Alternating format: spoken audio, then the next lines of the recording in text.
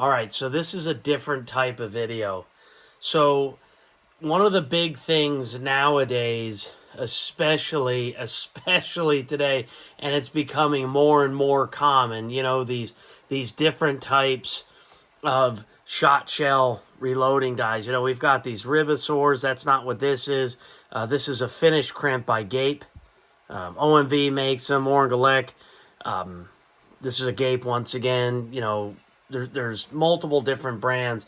And basically what this is doing, if you don't know, is it's sort of roll crimping and finishing a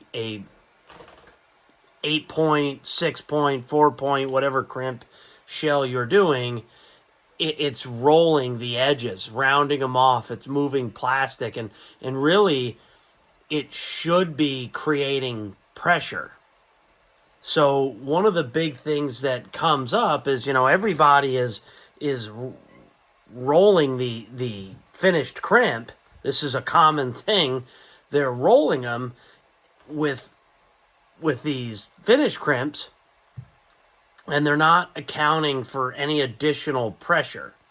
They're not accounting for a velocity change or anything like that. So what I'm doing here is my plan is to take a load straight out of the Lyman manual, one substitution, but I will explain, straight out of the Lyman 5th edition shot shell reloading manual. And the goal here is to make 6 shells, 3 of each. So 3 just crimped straight off of a Lee load all, and then 3, crimped on the Lee load all, and then finish crimped on with the BN3 for the 12 gauge finish crimp. So the goal is to make the same exact shell. The reason I have this here, this scale, is because I want to drop exactly 23 grains. That's what the book's calling. And I want to measure the exact amount of 1 1/8 charge to make sure that everything ends up being the exact same. Now, I know it's a little bit tough on a Lee load all. You're kind of going by feel. But I think making all of this the same should help drastically to prove this point, and will distinguish the shells. I'll draw on them or something like that to show the difference. But the goal here is to make 3 and 3 to see, is there a difference when you finish crimp or when you don't finish crimp? Because right now, a lot of people don't know. There's so many people getting into shot shell reloading, especially because of TSS and, bismuth. People are just getting into it because it's a whole lot cheaper and you can make a whole hell of a lot better load if you make your own. A lot of people don't 100% know what they're doing. And you have a lot of folks talking about, you got to follow the recipe, And, I don't get that hung up on that. And the number one reason is I understand how to read pressure on a shot shell. That's number one. Number two, I safely work my way up. Been reloading for a very, very long time in metallic, did shotgun shell here and there, and I've been doing shot shell heavily for the last 6 years or so. The point is, doesn't mean that something couldn't happen to me. It's just I know how to work up. I'm also comfortable working up. But a lot of people are doing processes like this and they don't even 100% understand if there's an impact. They're just adding it to a recipe like it doesn't matter. But if you go read on Hodgdon's website, now I don't remember where exactly it is. If I can find the link, I'll post it. But they actually talk about just different depths of a finish crimp. Just different depths and how tight the crimp actually is and how compact everything is in the shell. All the components can actually make your PSI vary by 1,500. So you've got people losing their minds about following the recipe, yet Hodgdon's saying in our research, we've seen swings of up to 1,500 just depending on how you crimp. So maybe the way I crimp, I might be right on the money. Maybe the way you crimp, you're actually a little bit low on pressure. Maybe the way the next guy crimps, he's actually that 1500 over. That's why I want to do this. I want to show if there's an impact. And also I think that you need to educate yourself in what you're doing, because it's not all apples to apples. This is not metallic reloading here. And on top of that, now you'll have some sort of data point that you maybe didn't have before. And before we get started reloading, and I'll go over the components, I just want to say one thing. One of the reasons that I wanted to do this is, and I'm not picking on Boss, okay? I own Boss shot shells. But one of the guys, I don't remember, I think it was a Frankie Affinity, he was having an issue with his 20 gauge shells loading.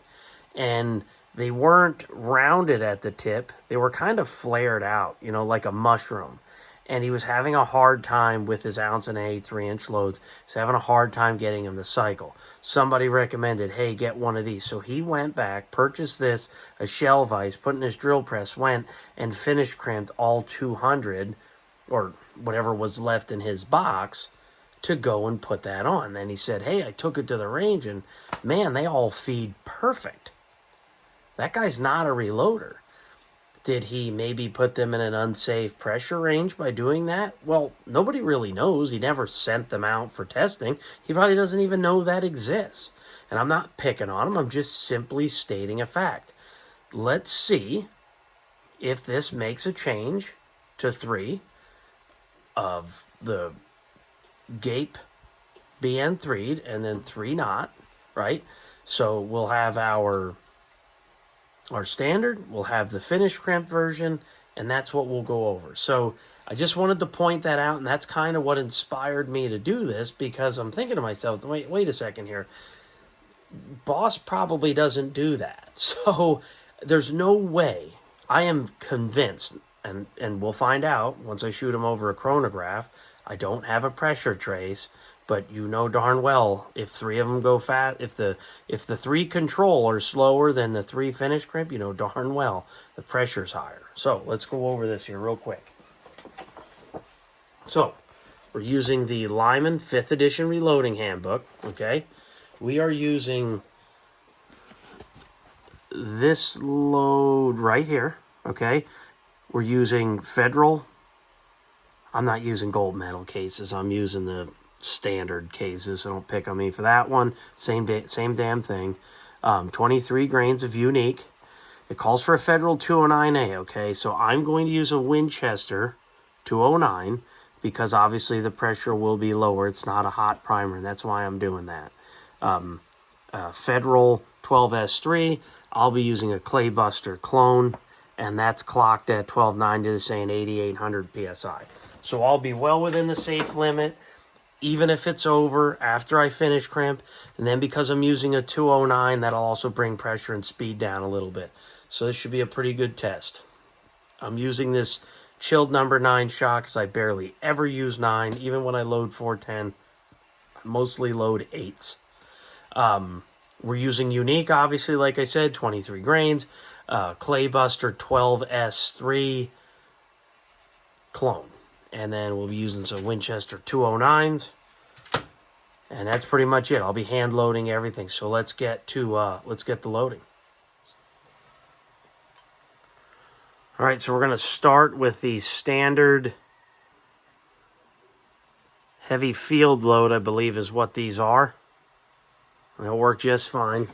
So you just put your sizing ring on. I mean, everybody's watched Tyler McDavid on the Shotgun Scientist, so I think you guys are all pretty familiar with the load all. He loves these things. So we're going to use a Winchester 209.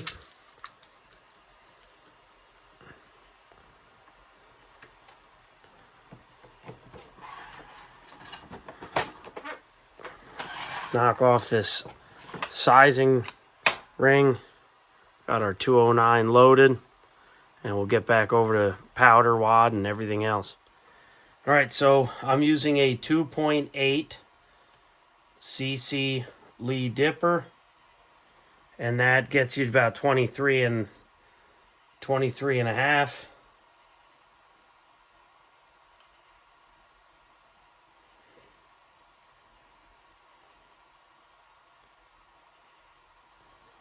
So that's 23 grains.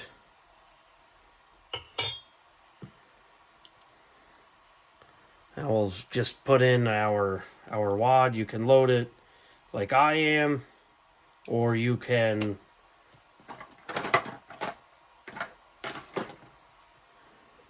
put it on in the press, which would be a lot easier. So we're gonna seat our wad, and now we're looking for 492 grains of shot.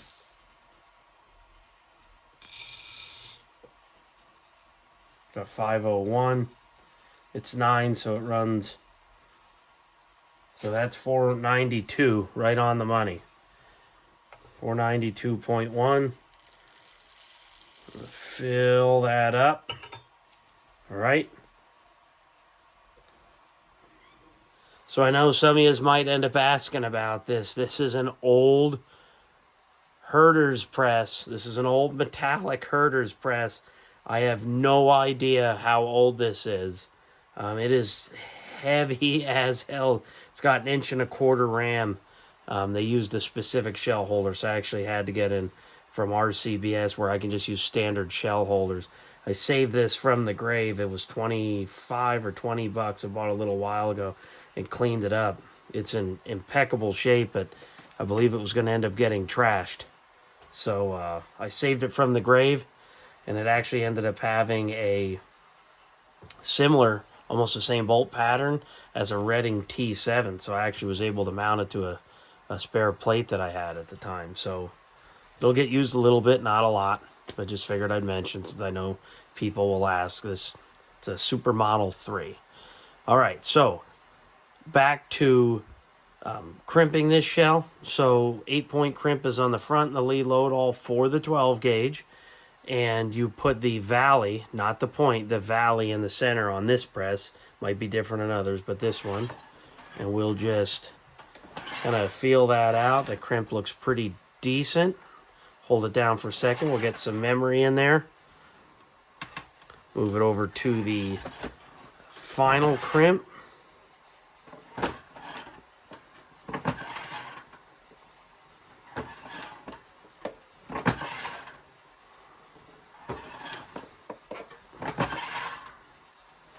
Okay, so that, you can tell the stack height's just a little low. Could always end up adding, but you don't hear much rattling in there, so it's got a pretty good load. And this is maxed out right now on the bottom of the shell plate. You'd have to take a little bit off the base if you wanted to get any more depth. Just an FYI, if anybody's, these shells run, these holes run just a little bit shorter than some of the other holes you might end up running. So the control test will remain just as is. The Gaep Finish Crimp, we're going to apply some Sharpie markers. So let's go do one of those. We'll finish crimp it and we'll compare the difference. All right, so we're going back. We're going to size the next one. We'll load it the same exact way. Knock that primer out. We'll resize the hull. We will drop another Winchester 209.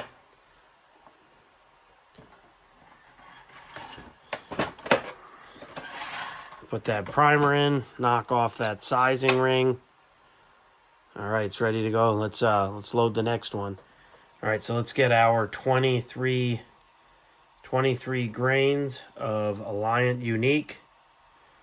That was pretty darn close. Looking for 23 on the money. That should be 23. There we go. 23 grains. So I'll do one control, which we already loaded, and then I will do this one as a Gaep Finish Crimp. So let's get our wad seated, putting the 12S3 in here. So like I said, all of these loads, I'm going to make the powder charges I'm making them the same 23 grains. I'm getting the payload the same 492 grains, plus or minus gram, getting as close as I can. So let's get 492 grains, hopefully, 487.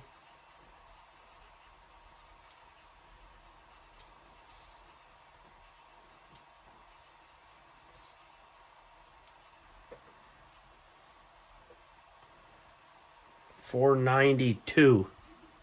So that's off by that control load there. 1/10 of a grain difference on payload. So there you go. Let's go over and close this one up. All right, so valley of the crimp centered in the front station. Get our pre-crimp. Close that one all the way up. So hard to get used to the way these machines just flex and move all over the place. That's okay. It's still a pretty nice crimp. Let's go over and finish crimp it now. All right, there it is. The caliber 12 BN3.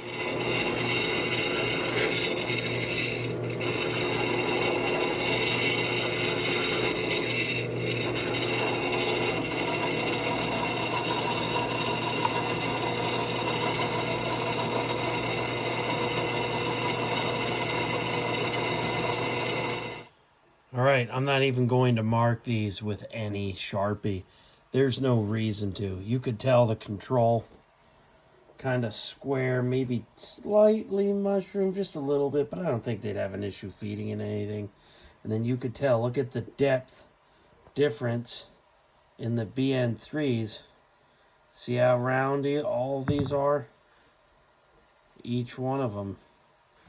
They're round, and you can tell the plastic was worked, plastic was moved. The depth of the crimp, they're all much tighter compared to these. And all these, like I said, we're done on that lead load all. So the next step is to go and shoot these over the new chronograph and get the velocity difference. All right, guys, first time at the range doing a video using the Browning Silver as the test gun.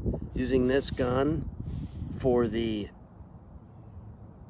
Gaep taper crimp versus non-taper crimp. All right, let's get started. All right, so we're going to start with the non-Gaep finish crimp, and then we'll move on to the finish crimp version. All right, just so that everybody can see, these are the non-finish crimp. So it's not going to be any fancy editing on a phone.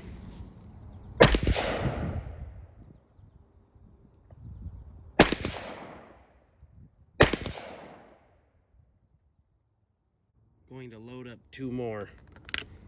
I don't think some of them readings, especially in the beginning, are quite right.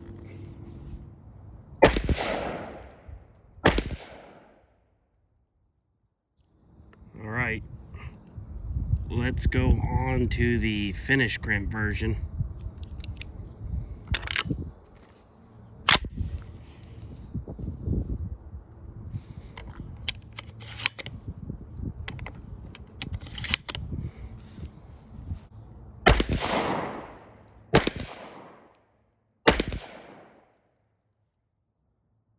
Two more. All right, guys, so this is the closeout of the 12 gauge load that is identical. That the only difference is that final step of Gaep finish crimping versus not finish crimping, okay? So you could tell in the video, I weighed everything by hand to be as precise as possible. I know it's shot shells. I guess it's not metallic cartridge, but I still got it really darn close. You know, I measured out 23 grains of unique with a Winchester 209 primer, a 12S3 clone wad from Claybuster, and I put 492 grains plus or minus a tenth of a grain of lead number 9s, okay? And all I did was close them up on a Lee load all. The other ones that were finish crimped, so everything, like I said, finished up on a load all, and then some were finish crimped. Now, I do want to mention that originally I had done 3.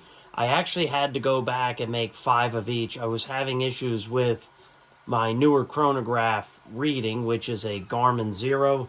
Just kind of haven't figured the bugs out in that one, at least with using it for shot shells, so it's a little disappointing. So I had to rely on my trusty Caldwell, and as you could tell by the footage prior, only got 2 out of 5 quality readings. Now, it could have been the angle of which I was holding the shotgun. I was having a hard time kneeling down and shooting at the same time because I was shooting down a hill, if you couldn't tell in the video. Now, I want to go over the feet per second that I got in the non-finish crimp. So I got 1182 and 1129. Now, those are the only good readings I got. But that's an average of 1155 feet per second, okay? The tapered crimp, the Gaep finish crimp, I have all 4 of the calibers that I use there. I got 1220 and 1189. Once again, that is for the Gaep BN3. Now, if you use a different finish crimp, it could alter it as well, but this is what I have. Okay, so that is an average of 1204. Now, I get it. That's only amongst two shots. I get it, but it's all I have, and I've already done this twice. I'm not doing it a third time. I've already gone above and beyond. And I'm sure YouTube will share 50 to 60 cents with me. So, with that being said, I got almost 50 feet per second difference. Now, I don't have a pressure transducer built into the barrel. I get it, guys, but the point is, everything is similar. Same, not dissimilar, same hull, same primer, same wad, powder charge down to the 10th of a grain, powder charge down to plus or minus 1/10 of a grain on the shot charge. And I got 50 feet per second. Like I said, I don't have a pressure transducer built into my barrel. Okay? So it's not like I had these tested on pressure. But you cannot tell me, with all things related, that there isn't a difference in pressure when you are using these finish crimps. Okay? This isn't meant to be a controversial subject, okay, or anything of that nature. However, I'm simply trying to prove a point. If I had exorbitant income, I would literally make 5 of each, what I just did, and I'd send them out for testing, just to prove to you that there is a pressure increase. There's no way you're getting 50 feet per second with everything the same without having some form of increase in pressure. That's the only point I was trying to make out of this video. There are people buying these finish crimps, okay, and they're just applying them. I was reading on a forum that a guy had issues with crimps on his Boss 20 gauge, and somebody had recommended, oh, just buy a Gaep, BN2 20 or whatever in your drill press and just go over all 200. Hey, I'm not saying that's gonna blow up your gun. That's not the point I'm making. The point that I'm making is that there will be a difference. There will probably be a pressure increase. I demonstrated 50 feet per second in a target load, for God's sake. That's the point I'm trying to make here. So if it's not a part of the recipe, and you add this, just understand, even if it's completely safe in operating pressure, because I'm not insinuating you're going to blow your face off. What I'm saying is, if you have a load dialed in for 1300, but you're getting, that flaring at the top. I'm having a hard time getting this, but you know what I mean. You're flowered out at the top, and you're having a hard time maybe running a semi-auto or a pump, and your solution is one of these finish crimps. Understand that your feet per second may go up, even if it's completely safe and it's operating at 7,000. You go and do one of those. Of course, it's not going to go over operating pressure by doing that, but you may speed it up 50 feet per second or more. I'm not sure. I haven't done this much testing, but the point that I'm making is you may speed it up, you may increase the pressure, and that may hurt your pattern. A lot of times slower velocities yield better patterns. This is really more so, I think, a topic of discussion video where we can kind of chat in the comments. But there are some people in the shotgun world, and I think it comes from inexperience, but they're so worried about following a recipe to a T that otherwise you're gonna put yourself in unsafe conditions. Well, I got news for you. That's probably not true, because your shotgun barrel, as I've covered before, is generally speaking proof tested over double its standard operating pressure, meaning max SAMI specs. But the fact of the matter is, it does change things. And I think that's something that a lot of people just don't understand. They're just hitting their load willy-nilly with these and not really understanding the consequences. And if you're one of those people that go and kind of take a recipe and you modify it all the time, you might be running a little bit on the high side, or maybe really high side. I'm not sure how you got there. And then you go and you add one of these. Well, that could be icing on the cake. Maybe you're putting extra wear and tear on a gun. Maybe you actually do break a gun. Maybe, whatever. I'm just saying this is mostly a topic of discussion to prove. And I always knew that you are moving plastic. There's no way you're not increasing pressure. And I just proved you got a velocity bump. It was pretty significant. Like I said, an average of 49 feet per second roughly. So that's pretty much, I think, for just doing a finish crimp. And if you always notice with these finish crimps, you get this ring, right? See that ring in the plastic right there? It's pronounced. You can feel it with your fingernail. It's pretty significant. That moves plastic when you do that, versus a non-finish crimp, so you don't get that. And these were all once fired, by the way. So now twice fired at this point. But so that's all I wanted to go over in the video, was just there is a difference between finish crimping and not finish crimping. You can't just go and add this and think that there isn't an effect. And I'm not saying it's all about putting you in the danger zone, okay? That's not what this video is about. This video is about that these do make a difference. Whether it's positive, whether it's negative, that's up to you, and you'll have to do your own development. I'm not that hung up about following the book to a T. I'm just not, okay? I'm willing to work up a load safely. I have had loads tested. I don't always test loads, especially if I know something. I was doing some TSS load development earlier. I'm looking in a book and they're 7,000 PSI. Well, guess what, guys? I'm going to be pretty comfortable making a slight substitution, plus or minus a grain. I'm not going to blow my face off if the load is set at 6,500, 7,000 PSI in the book. But that's really what this video is about, okay? Is it does make a difference. So if you're one of those people, you got to follow the book to a T, and you're reading on all the forums that guys tell you if you don't follow the recipe to a T, you're going to blow your face off. Well, then I should be dead about 10 million times over. But if you're one of those guys and it's not on the recipe, well, guess what? Better not put it on there.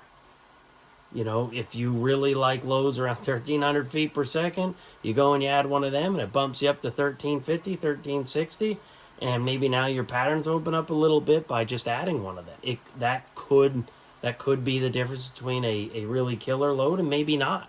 You know, 50 feet per second may affect you, it may not. You may have to go to the next choke size up and go from a light modified to a modified, you know, because you sped it up a little bit. And that's part of patterning and load development and all that. But a little bit of a rant, and this is something that's come up a 100 times over on the forums and other YouTube pages, and I don't see anybody talking about this. I don't see anybody talking about Gaep finish crimping and the effect on pressure and velocity. So maybe I'm the first one, I'm not sure. But anyways, I'll see you maybe in a week or two. Thanks for watching.